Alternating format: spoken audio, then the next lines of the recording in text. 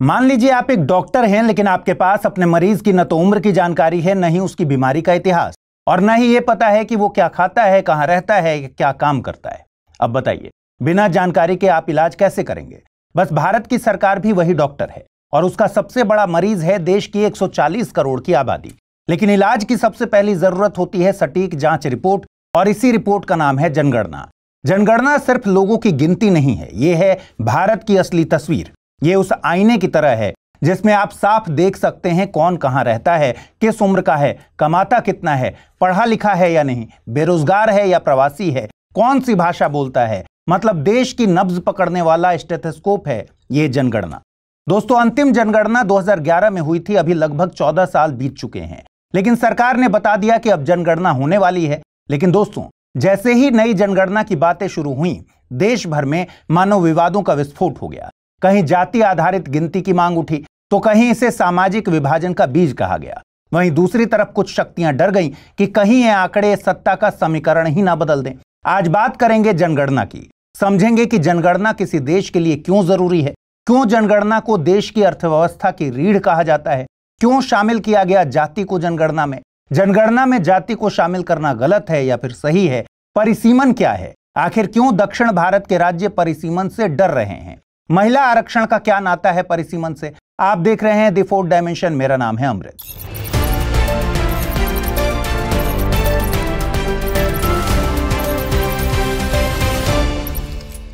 UPSC की तैयारी का हर दिन कीमती होता है और हर कल की राह आज से ही बनती है। तो क्या आपने प्रतिज्ञा ली है अपने आईएएस सपने को साकार करने की? स्टडी आईक्यू लेकर आया है यूपीएससी लाइव फाउंडेशन हिंदी प्रतिज्ञा बैच 2026, जहां कराई जाएगी प्रीलिम्स से लेकर इंटरव्यू तक की पूरी तैयारी, वो भी रणनीतिक गहराई के साथ और सही मार्गदर्शन के साथ। इस बैच में आपको मिलेंगी 1000+ घंटों की लाइव और रिकॉर्डेड कक्षाएं, 1-to-1 personalised mentorship, daily current affairs, test series और सीसेट का कंप्लीट कवरेज, प्रीलिम्स और मेंस रेसिडेंशियल प्रोग्राम यानी पीआरपी और एमआरपी डिसिप्लिन के साथ फोकस भी, इंटरव्यू गाइडेंस प्रोग्राम, आईजीपी, अंतिम दौर तक स्टडी आईक्यू आपके साथ रहेगा। और इतना ही नहीं, प्रीलिम्स में सफल होने पर मिलेगा पूरा फीस वापस, टॉप स्कोरर को मिलेगा 11,000 रुपए का नगद पुरस्कार। अब तय कीजिए, आप सिर्फ सपना देखेंगे या उसके लिए स्टडी आईक्यू के साथ मिलकर प्रतिज्ञा निभाएंगे। यूज करें कोड अमृत लाइव और पाएं मैक्सिमम डिस्काउंट हमारे गोल्ड, प्लैटिनम और डायमंड बैचेस पर। अगर अब भी कोई सवाल हो तो डिस्क्रिप्शन में दिए गए लिंक पर क्लिक करें या मुझे सीधा मेल करें amrit@studyiq.com पर। यूपीएससी 2026, आपकी प्रतिज्ञा, हमारा मार्गदर्शन। दोस्तों, आगे बढ़ें उससे पहले इतिहास में झांकना होगा और बात करनी होगी जनगणना के इतिहास की। साल था 1872। भारत में पहली बार एक अनोखा अनुभव हुआ। पहली बार जाति, धर्म, उम्र, पेशा सबका लेखा जोखा ब्रिटिश वायसराय लॉर्ड मेयो की निगरानी में दर्ज किया गया। लेकिन यह सिर्फ एक झलक थी। पहली मुकम्मल तस्वीर बनी 1881 में, यानी लॉर्ड रिपन के जमाने में, जब भारत की पहली संपूर्ण जनगणना कराई गई। तब से हर 10 साल में यह काम दोहराया जाता है। एक इंटरेस्टिंग फैक्ट यह है कि 1911 और 1921 के बीच का दशक एकमात्र दशक था जिसमें भारत की आबादी गिर गई थी। इसका कारण था स्पेनिश फ्लू महामारी। बहरहाल भारत आजाद हुआ और 1949 के बाद से जनगणना का जिम्मा भारत सरकार के गृह मंत्रालय के तहत बने महानिबंधक और जनगणना आयुक्त के पास आ गया। और 1951 से अब तक की हर जनगणना एक ही कानून के तहत चली है, जो है 1948 का भारतीय जनगणना अधिनियम। यह कानून सरकार को मजबूर नहीं करता कि जनगणना कब करानी है या कब डेटा जारी करना है। दोस्तों, 2011 में आखिरी बार देश ने खुद को गिना था। 2021 में अगली बारी थी, बट फिर आया कोरोना और जनगणना इतिहास के पन्नों में एक अधूरी कहानी बनकर रह गई। दोस्तों, जनगणना बहुत खास होती है। जनगणना सिर्फ गिनती नहीं, देश की धड़कन है। सरकार जब कोई योजना बनाती है, चाहे वो राशन कार्ड हो या आवास योजना हो, शिक्षा हो या स्वास्थ्य हो, उसकी नींव जनगणना के डेटा पर टिकी होती है। कितनी आबादी बढ़ी, किस इलाके में कितनी औरतें हैं, कितने लोग पढ़े लिखे हैं, कौन गरीब है, कौन अमीर है, इन सभी सवालों का जवाब जनगणना देती है। ये आंकड़े सरकार को न सिर्फ जरूरतें समझने में मदद करते हैं, बल्कि ये तय करते हैं कि विकास की गाड़ी किस दिशा में दौड़नी चाहिए या दौड़ानी है। यानी जनगणना प्लानिंग का सबसे मजबूत हथियार है। चलिए अब समझते हैं कि जनगणना कैसे अर्थव्यवस्था की रीढ़ बनती है। सोचिए, जब सरकार तय करती है कि ब्याज दरें घटाई जाएं या बढ़ाई जाएं, तो क्या यह हवा में तय होता है? नहीं। आरबीआई यानी भारतीय रिजर्व बैंक को सबसे पहले यह जानना होता है कि देश में महंगाई कितनी है। सोचिए, आपकी जेब में 500 रुपए हैं। आज आप उससे सब्जी भी ले आए, दूध भी, मोबाइल का रिचार्ज भी करा लिया और शनिवार को समोसे भी खा लिए। अब 6 महीने बाद फिर वही 500 रुपए हैं, लेकिन इस बार सब्जी महंगी हो गई, दूध के दाम बढ़ गए और समोसे अब 20 के 2 नहीं 30 के 2 हो गए हैं। चीजें महंगी तो हुई, लेकिन महंगाई मापी कैसे जाती है? ये मापी जाती है एक टूल से जिसे कहते हैं सीपीआई यानी कंज्यूमर प्राइस इंडेक्स। यानी सीपीआई वो थर्मामीटर है जो आपकी जेब का तापमान बताता है। सीपीआई एक ऐसा थैला है जिसमें उन सभी चीजों की लिस्ट होती है जिन्हें एक औसत भारतीय रोज खरीदता है, जैसे आटा, दाल, चावल, दूध, सब्जी, बिजली, पानी, गैस, मोबाइल रिचार्ज, दवाई, बस का टिकट, एटसेट्रा एटसेट्रा। अगर थैले की कीमत जनवरी में 100 रुपए थी और जून में 110 रुपए हो गई, तो इसका मतलब 10% महंगाई बढ़ी, यानी सीपीआई 10% बढ़ गया। अब सरकार कैसे जाने कि समोसे, दूध, टमाटर और रिचार्ज की कीमतें कितनी बढ़ गई? दरअसल सरकार इस थैले की कीमत हर महीने नापती है। अब जब सीपीआई बहुत बढ़ जाता है, मतलब महंगाई बहुत तेज है, तो आरबीआई सोचेगा अब ब्याज दर बढ़ानी होगी, वरना लोग उधार लेकर और खर्च करेंगे। महंगाई और बढ़ेगी तो आरबीआई बैंक लोन महंगे कर देता है, ईएमआई बढ़ जाती है, लोग कम खर्च करते हैं और फिर सीपीआई नीचे आने लगता है। लेकिन अगर सीपीआई गिर रहा है, मतलब चीजें सस्ती हो रही हैं, तो आरबीआई कहता है चलो भाई ब्याज दर घटाओ, लोग लोन लेंगे, खर्च करेंगे, इकोनॉमी का चक्का घूमेगा। यानी सीपीआई देखकर सरकार ये तय करती है पेंशन कितनी बढ़ानी है, सीपीआई देखकर कर्मचारी यूनियन कहते हैं महंगाई भत्ता चाहिए, सीपीआई देखकर आरबीआई तय करता है कि लोन सस्ता होगा या महंगा। इन्वेस्टर्स, स्टॉक मार्केट सब सीपीआई को देखकर काम करते हैं। अब सोचिए, 2 लोग हैं, एक है चाय बेचने वाला रामू भाई जो कमाई का आधा हिस्सा खाने पर खर्च करता है, और एक है सीईओ साहब जो खाने से ज्यादा खर्च करते हैं कार, होटल, ईएमआई और ब्रांडेड कपड़ों पर। ध्यान रखिए, सीपीआई बनाते वक्त सरकार मानती है कि एक औसत भारतीय रामू भाई के ज्यादा करीब है, इसलिए सीपीआई नाम के थैले में जो भी चीजें होती हैं उसमें सबसे भारी चीज होती है खाना पीना। इसका वजन है पूरे 46%। यानी अगर टमाटर, आटा, तेल, दाल महंगे हुए तो सीपीआई छलांग मारेगा। इसके बाद मकान का नंबर आता है जिसका वजन है 10%, फिर कपड़े, चप्पल 6.5%, हेल्थ यानी दवाइयां और इलाज 5.9%, ट्रांसपोर्ट यानी पेट्रोल, डीजल, ऑटो, बस का किराया 8.6% और एजुकेशन का भी 4.5% हिस्सा है। मतलब साफ है, अगर टमाटर 200% महंगा हो गया तो सीपीआई जोर से भागेगा, लेकिन अगर आईफोन 10% सस्ता भी हो जाए तो सीपीआई को कोई फर्क नहीं पड़ता। अब एक सवाल यह भी है कि खाने का इतना वजन क्यों है? क्योंकि पिछली जनगणना और उपभोग सर्वे बताता है कि एक आम भारतीय अपनी कमाई का 46% हिस्सा खाने पर ही खर्च करता है। लेकिन मान लीजिए अब 2025 में लोग खाने पर कम, स्मार्टफोन या हेल्थ पर ज्यादा खर्च करने लगे हैं, तो इसका मतलब है कि सीपीआई के थैले में खाने पीने के 46% वजन रखने से अर्थव्यवस्था की गलत तस्वीर बन रही है। मतलब अगर जनगणना अपडेट नहीं होगी तो आरबीआई गलत आंकड़ों के आधार पर ब्याज दर रखेगा और नतीजा होगा लोन महंगे होंगे, ग्रोथ धीमी होगी और आप कार लेने का सपना देख के रह जाएंगे। इसीलिए जनगणना जरूरी है। देखिए, जनगणना आर्थिक व्यवस्था की रीढ़ तो है, इसके अलावा जनगणना से इमिग्रेशन और शहरीकरण का ट्रेंड भी पता चलता है। इसको भी एक एग्जाम्पल से समझते हैं। जरा सोचिए, सरकार गांवों के लिए 50 करोड़ का बजट बनाती है मान लीजिए, लेकिन हकीकत यह है कि पिछले 15 साल में लोग गांव छोड़कर शहरों की तरफ भाग रहे हैं, नौकरी, शिक्षा, स्वास्थ्य के लिए। तो पैसा कहां लगाना चाहिए था? जाहिर सी बात है, शहरों में। लेकिन जब तक सरकार को सही संख्या ही नहीं पता कि कितने लोग शहर आ चुके हैं, तो वो गांव के लिए ही योजनाएं बनाती रह जाएगी। 2024 में हकीकत यह है कि भारत का 60% जीडीपी शहरों से आता है, लेकिन शहर देश की जमीन का सिर्फ 3% है। अब जरा सोचिए, इतनी बड़ी भीड़, इतनी छोटी जमीन और योजनाएं पुराने डेटा पर, फिर क्यों ना हो ट्रैफिक, पानी की किल्लत और पब्लिक ट्रांसपोर्ट का बुरा हाल, ये सब होगा। ऐसे ही सरकार कहती है भारत खुले में शौच से मुक्त हो गया है, लेकिन नेशनल फैमिली हेल्थ सर्वे 2020-21 ने बताया 30% घरों में आज भी टॉयलेट नहीं है। मतलब जमीनी हकीकत और सरकारी कागज में फासला अभी भी है, और यह फासला तभी मिटेगा जब जनगणना होगी। दोस्तों, 14 साल से रुकी हुई है जनगणना। सोचिए, 2011 में आखिरी जनगणना हुई थी, यानी जब हम फोन में स्नेक गेम खेलते थे और 2G पर वीडियो देखते थे जिसमें बफरिंग होती थी। तब सेल्फी शब्द ही नहीं था और व्हाट्सएप नया आया था। अब 2025 में हम 5G पर जूम कॉल कर रहे हैं, AI से बातें कर रहे हैं, लेकिन देश की सबसे अहम जानकारी जनगणना अब भी नोकिया 1100 वाली फाइल में बंद है। सोचिए, गांव खाली हो चुके, लोग शहरों की तरफ भाग चुके, नौकरियों की शक्ल बदल गई, डिजिटल इंडिया अब स्लोगन से हकीकत बन चुका। लेकिन हमारी सरकारी प्लानिंग आज भी उन्हीं पुराने नक्शों पर हो रही है जिनमें आधे गांव अब मौजूद ही नहीं है।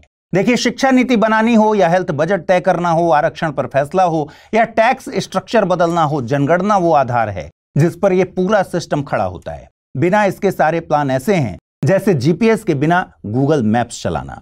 जनगणना में हर साल की देरी करोड़ों लोगों की सच्चाई छुपा देती है, लेकिन अब घबराने की जरूरत नहीं है। केंद्र सरकार ने घोषणा की है कि जनगणना 2021 जो बार बार टल रही थी, अब 1 अक्टूबर 2026 से शुरू होगी। गृह मंत्रालय ने कहा है कि घर सूचीकरण मार्च-सितंबर 2026 के बीच होगा। जनगणना की गिनती फरवरी 2027 में 21 दिनों में की जाएगी और जनसंख्या का अंतिम डेटा मार्च 2027 में आ सकता है। खास बात यह भी है कि इस बार जनगणना डिजिटल तरीके से की जाएगी, यानी ऐप्स और मोबाइल से। नया यह भी है कि इस बार की जनगणना में हर शख्स को अपनी जाति बताने का विकल्प दिया जाएगा, जिसे एक बड़े बदलाव के तौर पर देखा जा रहा है।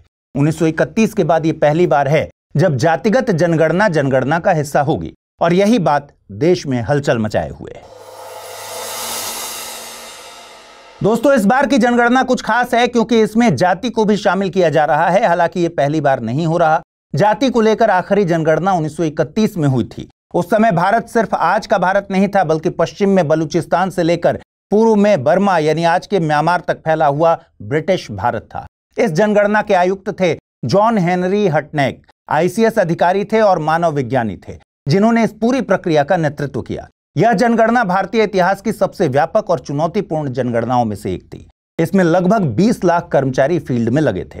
कई जगहों पर भौगोलिक और राजनीतिक बाधाएं थीं, जैसे बलूचिस्तान में एक कर्मचारी के हिस्से में औसतन 2165 स्क्वायर किलोमीटर का इलाका आता था। इमेजिन कर पा रहे हैं आप?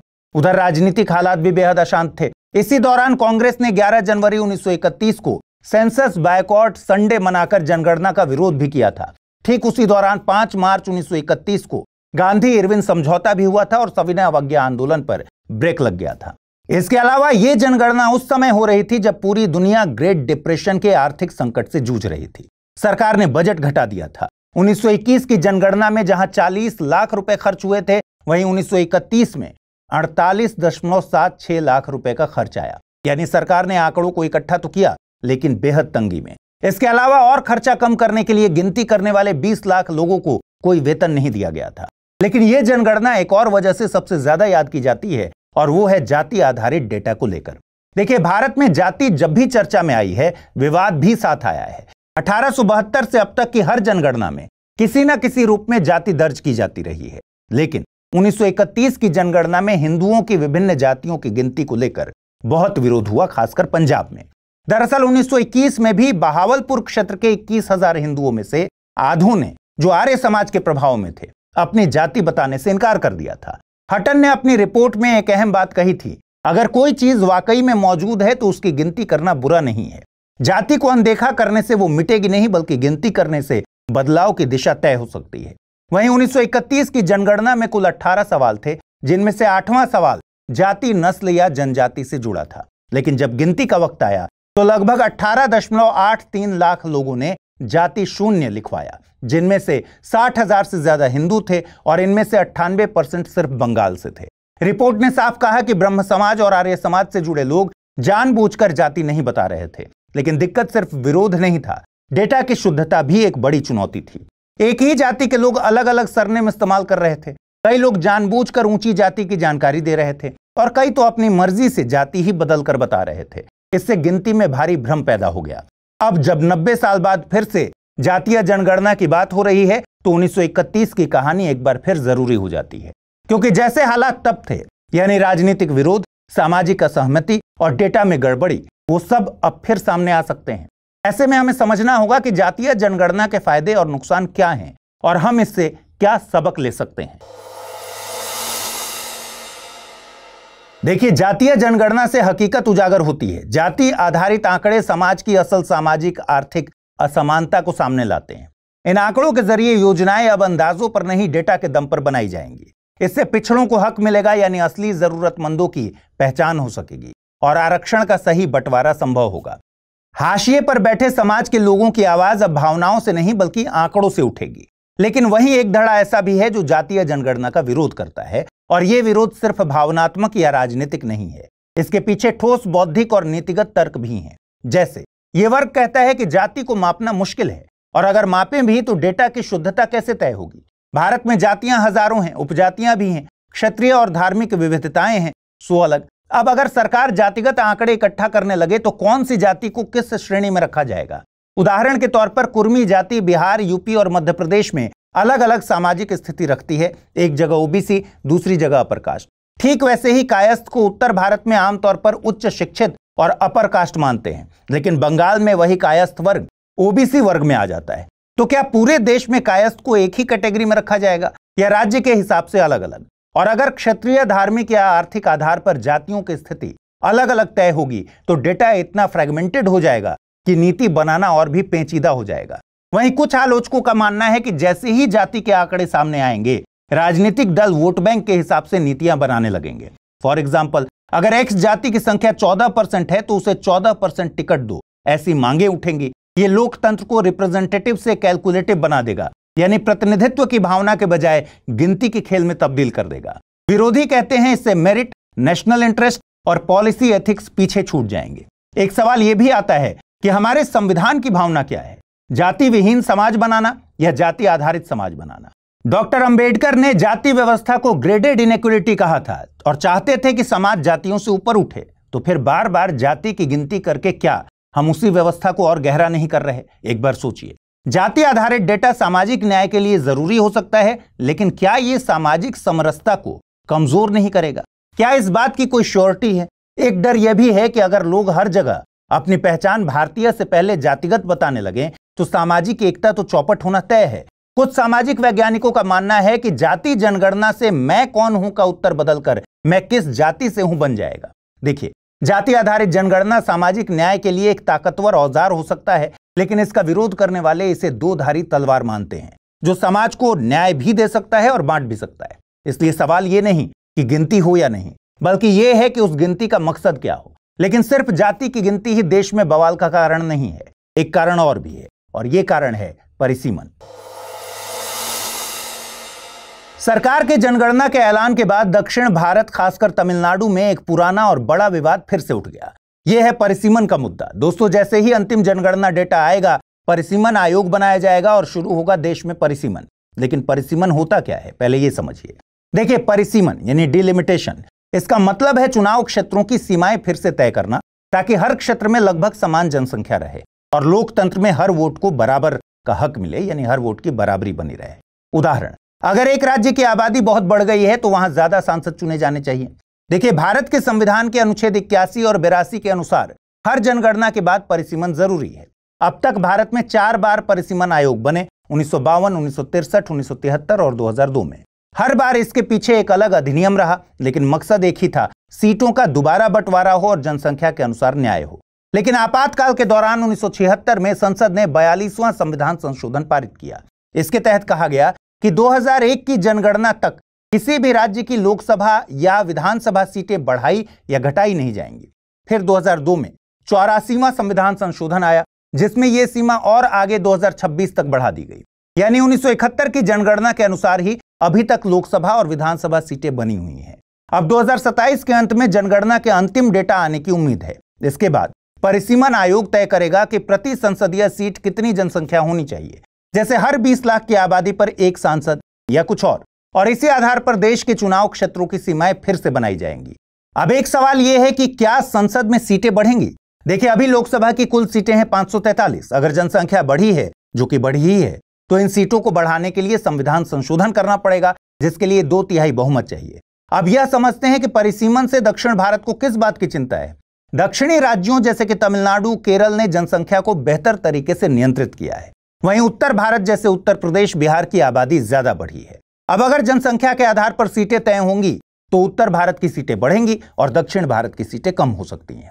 इसीलिए दक्षिणी राज्य विरोध कर रहे हैं और कह रहे हैं कि पुराना सिस्टम यानी 1971 जनगणना वाला सिस्टम 2056 तक जारी रहे। दक्षिणी राज्य चाहते हैं कि 1971 की जनगणना को ही आधार बनाए रखा जाए ताकि उनकी सीटें न घटें। एक प्रकार से दक्षिणी राज्य बोलना चाहते हैं कि अगर उत्तर भारत के राज्यों की पॉपुलेशन कंट्रोल की नाकामी हुई है तो इसका खामियाजा हम क्यों भुगते हैं? परिसीमन के अलावा जनगणना का महिला आरक्षण का एंगल क्या है, यह भी जान लेते हैं। देखिए, सरकार ने कहा है कि महिलाओं को 33% आरक्षण तभी मिलेगा जब नई परिसीमन प्रक्रिया पूरी होगी। अब मजे की बात यह है कि अगर कोई पार्टी परिसीमन का विरोध करती है तो उसे महिला विरोधी भी बताया जा सकता है। फिलहाल राजनीतिक समीकरण काफी कॉम्प्लेक्स से हो गए हैं। तो अब आगे क्या होगा? 16 जून 2025 को आधिकारिक अधिसूचना जारी होगी। 2026-2027 में जनगणना होगी। 2027 के अंत तक परिसीमन शुरू हो सकता है और 2029 के लोकसभा चुनाव में नई सीटों पर चुनाव हो सकते हैं, अगर काम समय से पूरा हुआ तो। दोस्तों, कुल मिलाकर ये एक जनगणना नहीं, ये इतिहास की एक नई स्क्रिप्ट है, जहां गिनती नहीं हक लिखा जाएगा। अब सिर्फ कितने हैं नहीं, कौन है ये भी दर्ज होगा। और जब जाति के आंकड़े खुलेंगे, सत्ता की गणित हिल जाएगी। ये जनगणना नहीं, लोकतंत्र की रीडिजाइनिंग होगी, क्योंकि इसके आधार पर होगा परिसीमन, जो कि बदलेगा नॉर्थ साउथ के राजनीतिक गणित को। आगे देखना बड़ा दिलचस्प होगा कि इतिहास का ऊंट किस करवट बैठता है। कमेंट करके बताइए आपको जनगणना में क्या समस्याएं दिख रही हैं और इसका सॉल्यूशन क्या होगा। क्या परिसीमन 2056 तक टाल देना चाहिए? आज के एपिसोड में इतना ही। जल्द मिलेंगे फिर किसी नए टॉपिक के साथ। तब तक पढ़ते रहिए, सीखते रहिए, बढ़ते रहिए। नमस्कार।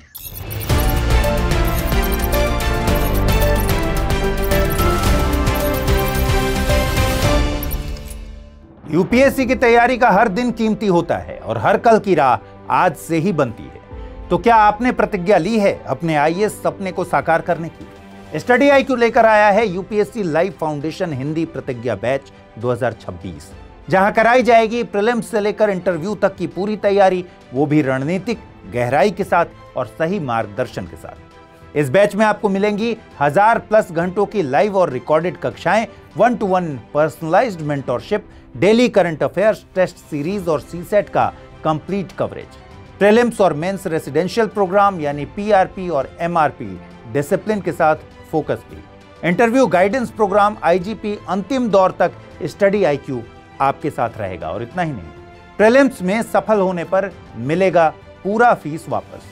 टॉप स्कोरर को मिलेगा 11,000 रुपए का नगद पुरस्कार। अब तय कीजिए, आप सिर्फ सपना देखेंगे या उसके लिए स्टडी आईक्यू के साथ मिलकर प्रतिज्ञा निभाएंगे। यूज करें कोड अमृत लाइव और पाएं मैक्सिमम डिस्काउंट हमारे गोल्ड, प्लैटिनम और डायमंड बैचेस पर। अगर अब भी कोई सवाल हो तो डिस्क्रिप्शन में दिए गए लिंक पर क्लिक करें या मुझे सीधा मेल करें amrit@studiiq.com पर। यूपीएससी 2026, आपकी प्रतिज्ञा, हमारा मार्गदर्शन।